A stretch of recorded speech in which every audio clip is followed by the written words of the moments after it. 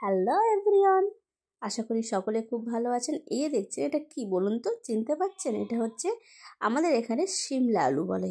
এগুলো মাটির নিচে অনেকটা মোটাভাবে হয়। তো এর জন্য প্রথমে আমি পেঁয়াজ কুচি আর কিছুটা পেঁয়াজ, রসুন, আদা বেটে নিয়েছি, কিন্তু পেস্টটা খুব মিহি করে নিই সামান্য। আর এতে দেবো লবণ, হলুদ গুঁড়ো, ধনে গুঁড়ো আর লঙ্কা গুঁড়ো। সবগুলোকে ভালো করে ধুয়ে ক্লিন করে নিয়েছি। এই যে তেলটা গরম হলে ওতে পেঁয়াজ দিয়ে দিলাম, পেঁয়াজটা লাল লাল করে ভাজা হয়ে মশলা দিয়ে কষিয়ে নিয়েছি। এবার এই শিমলা আলুগুলো যে ভালো করে পরিষ্কার করে ধুয়ে রেখেছিলাম সেগুলোকে দিয়ে দিলাম। এবার একটু কষিয়ে নেব। এটা যখন কষানো হয়ে যাবে তারপরে এটাতে দিব জল, কিন্তু সামান্য জল ছিটা দিয়ে এটাকে কষতে হবে। এই যে দেখুন আমার অলমোস্ট কষানো হয়ে গেছে। এবার আমি দিয়ে দিলাম পরিমাণ মতন জল, এটাকে সিদ্ধ হতে দিতে হবে। এবার এটাকে ভালো করে আমি ঢেকে দিব, ভালো করে ফুটবে, সিদ্ধ হয়ে যাবে। তারপর দেখুন অলমোস্ট হয়ে এসছে আমার শিমলা আলু। এই যে অবশেষে লুক, খেতে কিন্তু দারুণ লাগে। আপনারা এভাবে খেয়ে দেখতে পারেন।